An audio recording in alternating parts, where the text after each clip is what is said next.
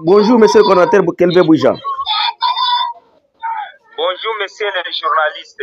Vous êtes le coordinateur de Sosico RDC dans à l'est de la République du Congo, précisément dans la ville d'Ouvira, ici où nous sommes.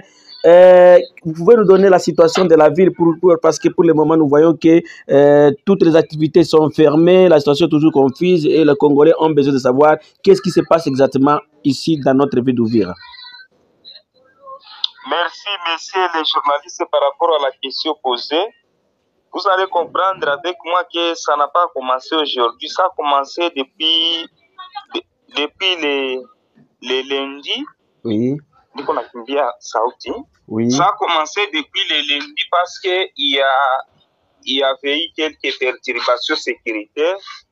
Aujourd'hui, les Ouazalendo ont repris encore les mêmes mouvements. Normalement, ils sont Ouazalendo, tout le monde est Mouzalendo actuellement. Oui. Et aussi, on va regarder comment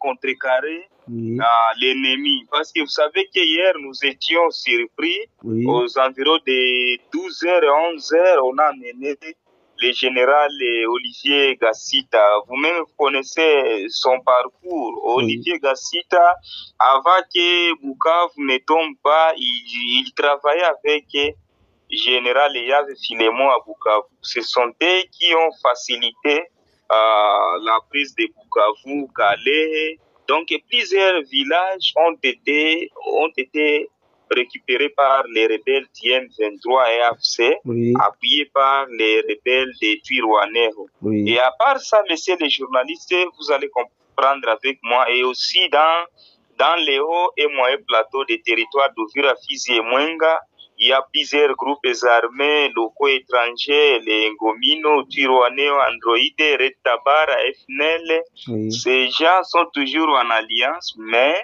il y a une période que le général là, Gassita, Olivier, collaboraient avec ses confrères Banyamulenge pour regarder comment perturber la situation sécuritaire à Bijombo, Mikenge, Minembwe, Itombwe. Donc plusieurs villages ont été attaqués grâce à sa collaboration. Alors, monsieur le coordinateur, pourquoi vous avez choisi la voie de violence au lieu de choisir la voie de la diplomatie, ou c'est-à-dire de faire une lettre officielle auprès du président de la République et du gouvernement?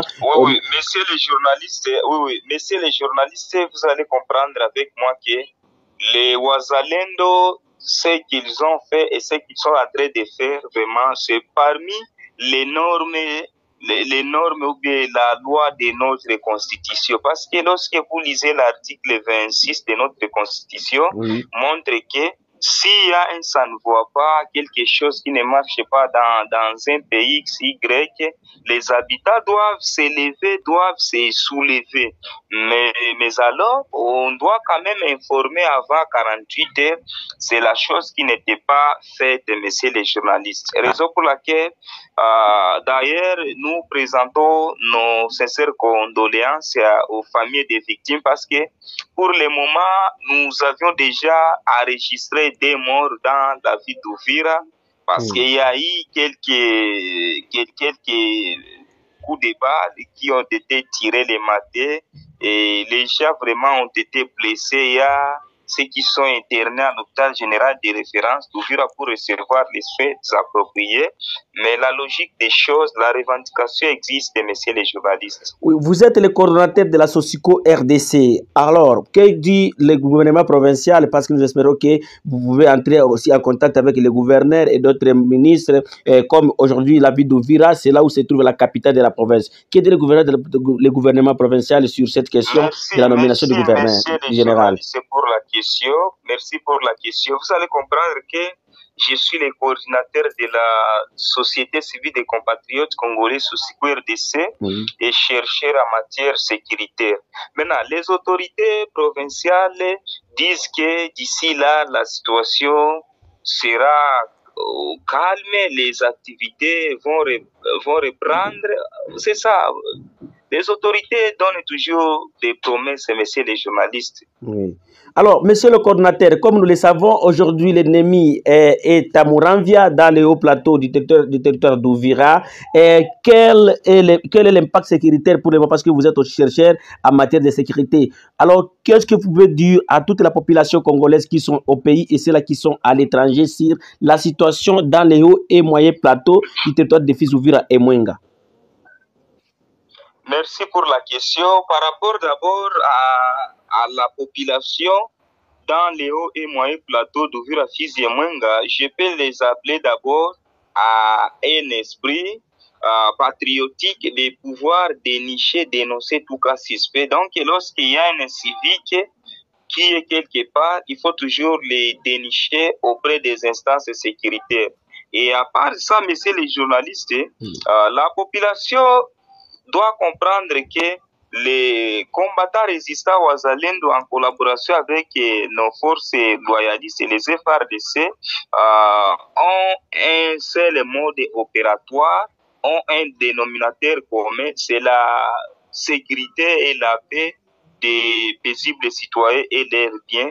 Les habitants doivent comprendre que nos forces de sécurité et les Wazalendo sont ici pour juste renforcer la sécurité, messieurs les journalistes. C'est ce que je peux dire. Et aussi d'éviter vraiment la peur, parce que la peur, c'est l'ennemi de la paix, messieurs les journalistes. Quel Boujan, coordonnateur de la Sosico RDC, quel message avez-vous à l'état-major général des FARDC et au président de la République, son Excellence Félix Tshisekedi Tshilombo? Oui, merci pour la question. Le message que je peux adresser à l'état-major, de regarder d'abord comment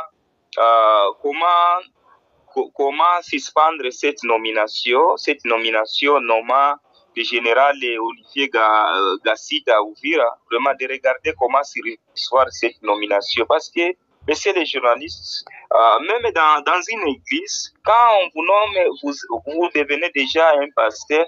Si les croyants ou bien les chrétiens vous refusent totalement, vous ne pouvez pas vraiment discuter avec les chrétiens.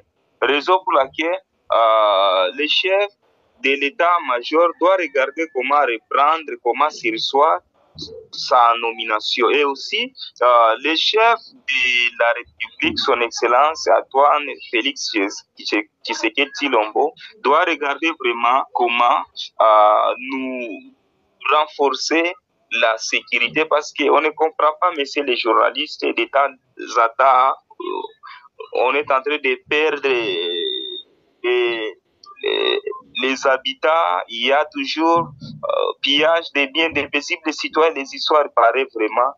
Donc, un message que je peux lancer, tous les habitants doivent regarder comment mettre les articles 63 et 64 en application pour